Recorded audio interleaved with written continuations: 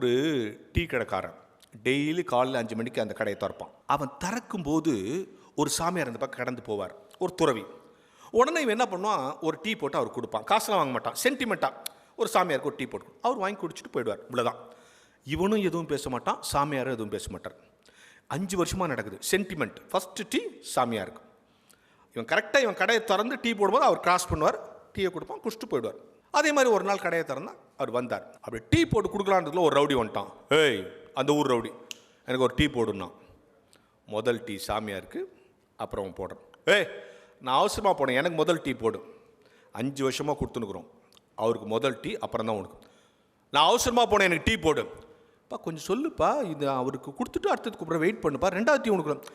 நான் அவசரமாக போனேன், எனக்கு டீ போடணுன்னு அந்த சாமியாரில் அப்படின்ட்டார். என்னென்னா அவனுக்கே டீயை கொடுத்துருன்னு அர்த்தம். ஒன்றும் பேசலை. உடனே அவன் டீயை போட்டு அவர் கொடுத்தான். இவன் வாங்கி குடிச்சிட்டு அப்படி போனான். ஒரு லாரி அடிச்சு செத்து போயிட்டான். லாரி அடிச்சு செத்து போயிட்டான். ஒன்று டீ கடைக்காரன் அந்த சாமியார் தான் சபிச்சிட்டான்னு. சாமி, என்ன சாமி இப்படி பண்ணிட்டேன்னா?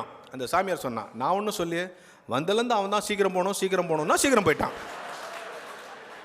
நீ உச்சரிக்கிற சொல்லுக்கான பவரை நீ புரிஞ்சுக்கிட்டன்னா சொல்ல சரியாக உச்சரிக்க நம்ம ஆரம்பிச்சிருவோம்.